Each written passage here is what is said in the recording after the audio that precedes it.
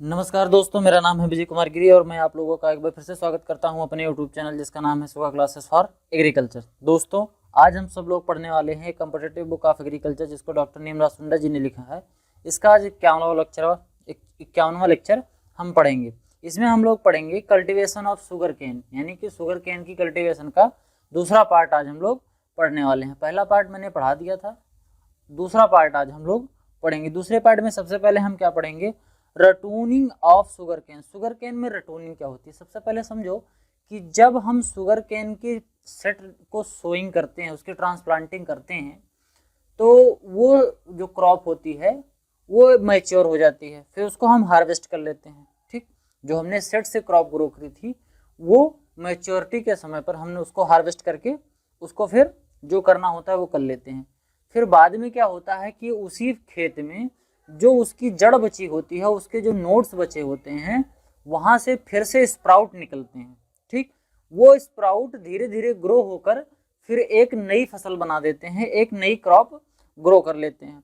उस क्रॉप को फिर 1 साल के बाद हम उसको कटाई कर लेते हैं, उसको क्या बोलते हैं, रटूनिंग। ठीक, पहली बार जो हमने कटाई की थी वो सेट वाली क्रॉप से आया था, दूसरी बार वो अपने आप हुआ। ठीक, हमने उसको दोबारा सोइंग नहीं की, टिलेज वाली पूरी प्रोसेस नहीं की, जो प्राइमरी टिलेज, सेकेंडरी टिलेज, फिर गन्ना लाओ, उसके सेट्स डालो, ये सब नहीं करते। जिसको गांव देहात में कहते हैं कि पेड़ी गन्ना है, उसी को बोलते हैं रटून क्रॉप।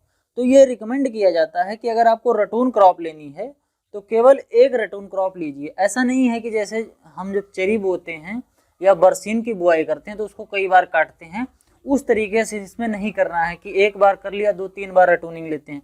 रटूनिंग हम एक बार ले सकते हैं। ठीक, एक बार मेन क्रॉप जो हमने सेट से ग्रो करी है उसको, और एक बार रटून वाली क्रॉप, यानी कि 2 क्रॉप, एक बार सोइंग से 2 बार हार्वेस्टिंग हम कर सकते हैं।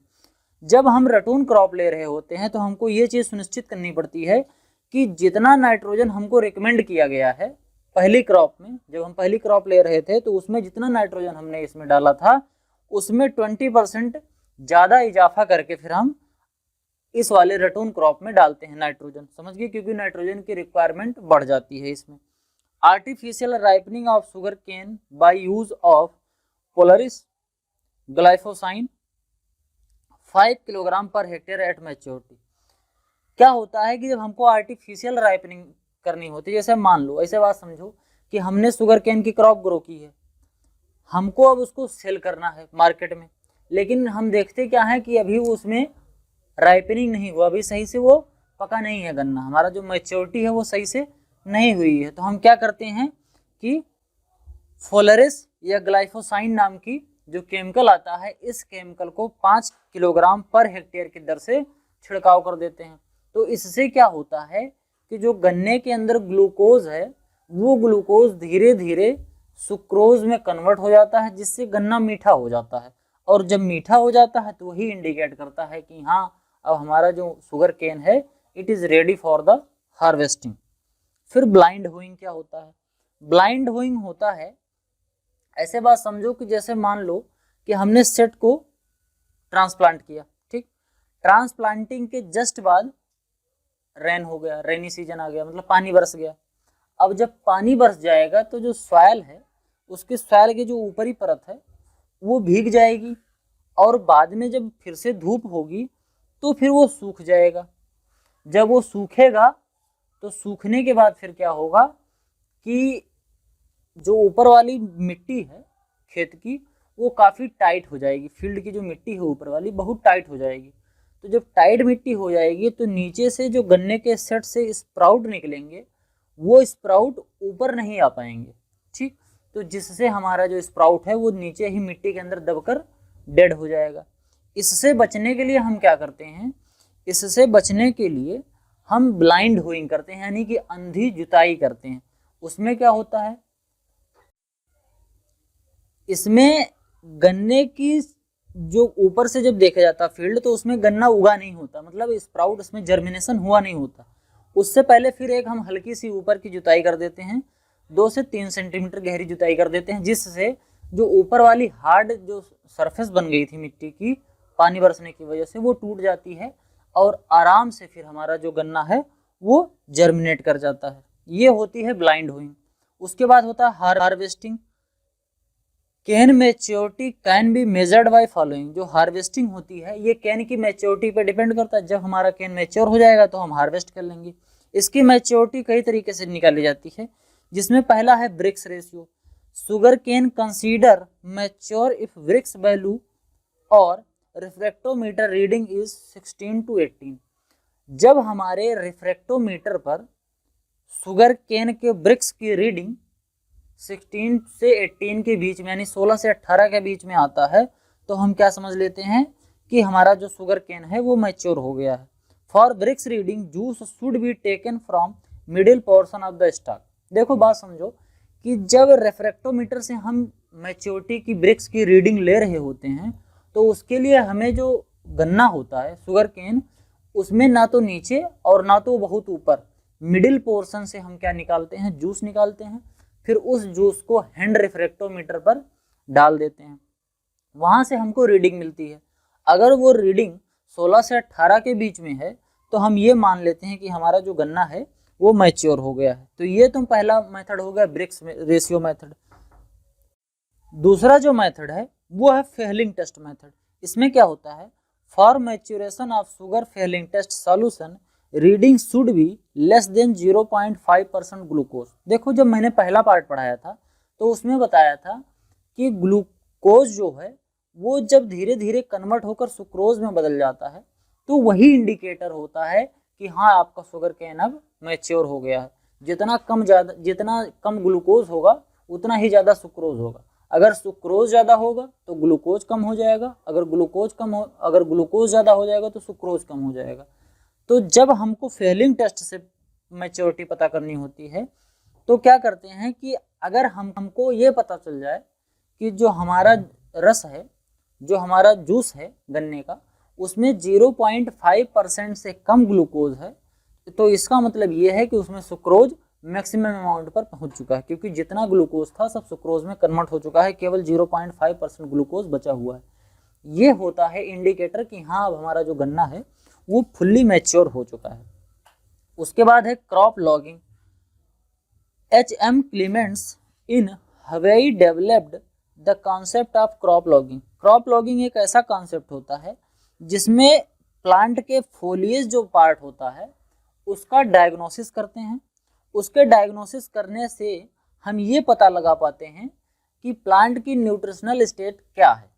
ठीक, उसका प्लांट का न्यूट्रिशनल स्टेटस क्या है, प्लांट को किसी न्यूट्रिएंट की कमी है कि अधिकता है, कौन सा न्यूट्रिएंट हमें चाहिए प्लांट में देने के लिए, ये सब जानने के लिए हम प्लांट का जो फोलियर डायग्नोसिस है उसको करते हैं। ठीक, इसी को हम बोलते हैं क्रॉप लॉगिंग। अगला है क्रॉप लॉजिंग। क्रॉप लॉगिंग और क्रॉप लॉजिंग, अभी हमने लॉगिंग बताया था, अब हम बताते हैं क्रॉप लॉजिंग। क्रॉप लॉजिंग का ऐसे मतलब समझो कि जब आंधी आती है, हमारी फसल गिर जाती है, जमीन पर लेट जाती है, तो उसको हम बोलते हैं क्रॉप लॉगिंग। ठीक, the falling down of crop due to strong wind it prevented by trench planting, earthing up, wrapping and propping. इन सब मेथड से हम इसको क्रॉप लॉजिंग जो है इसको हम कम कर सकते हैं। कैसे? सबसे पहला ट्रेंच प्लांटिंग। ट्रेंच प्लांटिंग ऐसे कि जब हमारा ये पौधा बड़ा होने लगता है तो धीरे धीरे हम उसके ऊपर ऐसे ट्रेंच बना देते हैं, तो जिससे मिट्टी का नीचे से सपोर्ट पा जाता है, हमारा गन्ना गिरता नहीं है। दूसरा अर्थिंग अप। अर्थिंग अप का मतलब मिट्टी चढ़ाना होता है। ये गन्ना है, ये जमीन है, जब हम देखते हैं कि गन्ना हमारा धीरे धीरे बड़ा हो गया है और अब इस समय आंधी आने की संभावना है, तो उसमें हम क्या करते हैं कि मिट्टी गन्ने के चारों तरफ धीरे धीरे थोड़ा सा ऊपर तक चढ़ा देते हैं, जिससे हम बोलते हैं अर्थिंग अप। उसके बाद रैपिंग होता है। रैपिंग में क्या होता है कि जो गन्ना होता है, गन्ने की जो सूखी पत्तियां होती हैं, उन सूखी पत्तियों को हम छील देते हैं, छील कर जमीन में फैला देते हैं, जिससे गन्ने के बीच में जो पत्तियां हवा को रोक रही थी पास होने से, वैसा नहीं होगा। जब पत्तियां नहीं होंगी तो गन्ने के बीच से हवा आसानी से पास हो जाएगी। उसी प्रक्रिया को बोलते हैं रैपिंग। और जो हवा आसानी से पास हो जाएगी तो क्रॉप लॉजिंग वाली जो समस्या है ये नहीं होगी। उसके बाद है प्रॉपिंग। इसका मतलब होता है सहारा देना, गन्ने को सहारा भी दिया जाता है। इसके बाद एक और मेथड होता है जिसको हम बोलते हैं टाइम। ठीक। उसमें क्या होता है कि ढेर सारे गन्ने को एक साथ पकड़ के उन्हीं की पत्तियों से, गन्ने के ही पत्तियों से बांध दिया जाता है। जैसे मान लो ऐसे 4-5 गन्ने हैं, इनको पकड़ के ऊपर से सबको यहाँ पर बांध दिया जाता है। ये अगस्त के महीने में किया जाता है। इस तरीके से बधाई करने पर जो क्रॉप लॉगिंग वाली समस्या है, लॉजिंग वाली समस्या है, ये नहीं होगी। उसके बाद वाटर लॉगिंग क्या होता है? वाटर लॉगिंग में क्या होता है कि ये एक ऐसी कंडीशन होती है जब खेत में बहुत लंबे समय तक खेत में पानी भरा रहता है, उस कंडीशन को हम बोलते हैं क्रॉप लॉजिंग। इसमें क्या होता है, the falling down of crop due to flooding, flooding की वजह से क्रॉप का गिर जाना कहते हैं crop lodging. Saturation of both micro and micropores, जब मिट्टी में जो माइक्रो और मैक्रोपोर्स होते हैं, जो रंध्र होते हैं, जल भराव की वजह से जब इसमें पानी भर जाता है तो हमारी मिट्टी हार्ड नहीं रहती, बहुत मुलायम सी हो जाती है, तो उसमें जो फसल होती है वो गिरने लगती है, तो उसी को हम बोलते हैं वाटर लॉगिंग कंडीशन, ठीक, यानी कि जल भराव की स्थिति। फिर अगला है byproduct of sugar cane. Sugar cane के कौन कौन से बाई प्रोडक्ट हैं? देखो, दो तो मेन प्रोडक्ट होते हैं, एक शुगर जिसको हम चाय बनाने में यूज करते हैं, दूसरा जैगरी जिसको हम गुड़ बोलते हैं, उसको भी चाय बनाया जाता है और उसके साथ साथ चिक्की बनाई जाती है, ढेर सारी मिठाइयाँ भी बनाई जा सकती हैं, और गाँव में लोग गुड़ और चना खाते भी हैं। तो ये एक पहले समय में, जैसे आज जो मिठाइयों ने और जो बिस्किट्स ने ले लिया है जगह, एक समय पे गुड़ ही होता था कि कोई मेहमान आता था तो उसको गुड़ और पानी दिया जाता था। अब आज समय क्या होता है, चाय दिया जाता है और बिस्किट दिया जाता है, पहले गुड़ दिया जाता था। ये तो दोनों मेन प्रोडक्ट हो गए, गुड़ और चीनी, शुगर। बाकी होता है बेगासस। बेगासस जो होता है यूज करते हैं उसको फ्यूल एंड पेपर मेकिंग में, उसको फ्यूल के तरीके से और पेपर मेकिंग में यूज करते हैं। मतलब बेगासस का मतलब होता है खोई। जब गन्ने से हम जूस निकाल लेते हैं तो गन्ने का जो फाइबर बच जाता है उसको हम यूज करते हैं जलाने में, ठीक। वो एक अच्छा खाना पकाने में, या आपको अगर जैगरी बनानी है तो जैगरी बनाने के लिए जो रस होता है, जूस होता है गन्ने का, उसको गर्म करना होता है, उसको गर्म करने के लिए भी इसका यूज होता है।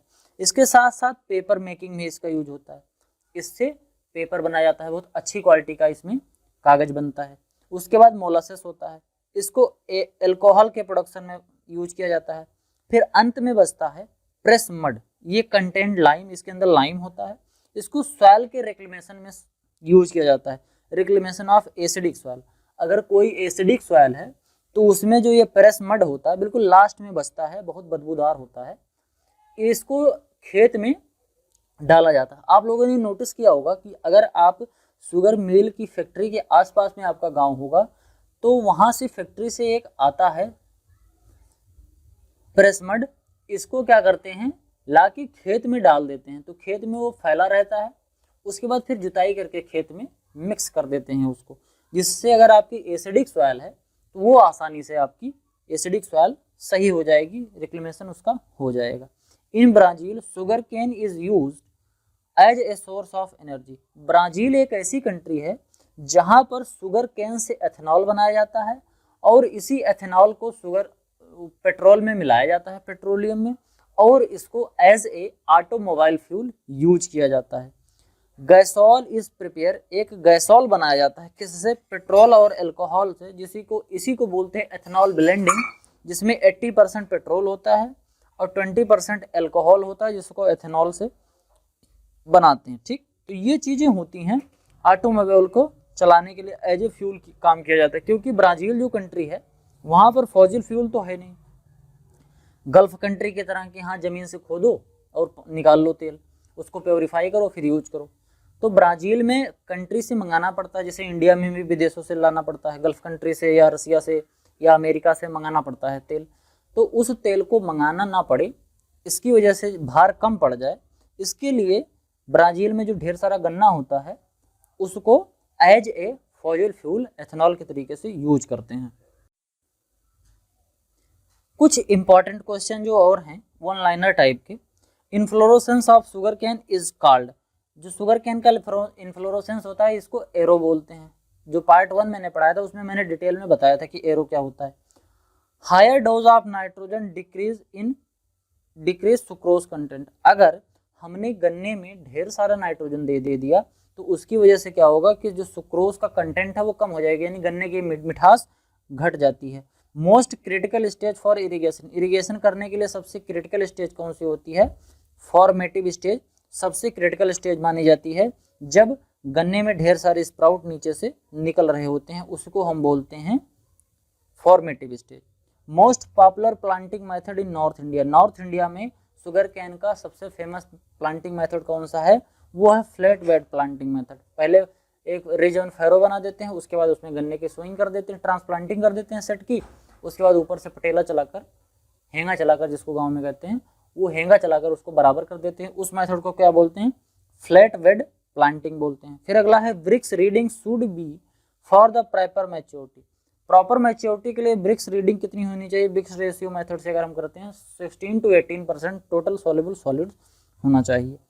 Soil should be unsuitable for sugarcane, अगर सैलाइन सॉइल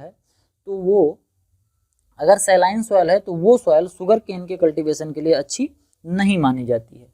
फिर अगला है नोबेल केन। नोबेल केन को क्या बोलते हैं? सेकेरम ऑफिसिनेरम, इसको मैंने पहले पार्ट में पढ़ाया था। उसके बाद अधसाली शुगर केन, इसका जो प्लांटिंग होता है अधसाली शुगर केन का, ये जून जुलाई के मंथ में होता है, और अधसाली मतलब आधा और 1 साल, ठीक, 1 साल पूरा और आधा साल, यानी कि 1.5 साल लगभग, जो 18 महीने के आसपास होता है। 15 से 18 महीने की ये क्रॉप होती है।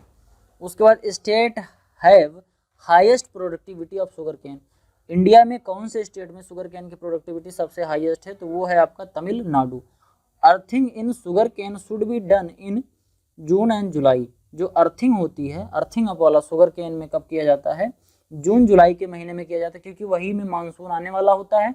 अगर हम उस समय नहीं करेंगे तो उसके बाद फिर पानी भर जाएगा, तो खेत की जो मिट्टी होती है उसमें इंटरकल्चरल ऑपरेशन करना, अर्थिंग अप वाला मिट्टी चढ़ाने वाला काम काफ़ी कठिन हो जाएगा। इसीलिए बरसात से पहले जून जुलाई के महीने में हम कर लेते हैं, बरसात होने से पहले पहले, समझ गए? इससे गन्ने को सहारा मिल जाता है और गन्ना जो बरसात में गिरने वाली समस्या है वो कम होती है। Earthing in sugar cane is important practice in Maharashtra, क्यों? क्योंकि महाराष्ट्र जो है वो कोस्टल एरिया है, समुद्र के किनारे है, और समुद्र के किनारे जो एरिया होती है वहाँ पर एक प्रॉब्लम होती है कि वहाँ पर हवाएं दिन में और रात में बहुत तेज़ी से चलती हैं। वहाँ आम बात होती है तेज़ हवा चलना, तो तेज़ हवा चलने की वजह से क्या होता है कि गन्ने में क्रॉप लॉजिंग वाली समस्या हो जाती है, यानी कि गन्ना जो है वो नीचे गिर जाता है। इससे बचने के लिए अर्थिंग अप किया जाता है, ठीक। Tying should be done in the month of August, अगस्त के महीने में टाइंग करते हैं, जिसको हमने कहा था बधाई वाला काम। बधाई वाला काम किस महीने में करते हैं? अगस्त वाले महीने में करते हैं। स्पेसिंग ऑफ रो टू रो, एक लाइन से दूसरे लाइन के बीच की दूरी 90 सेंटीमीटर के आसपास रखी जाती है।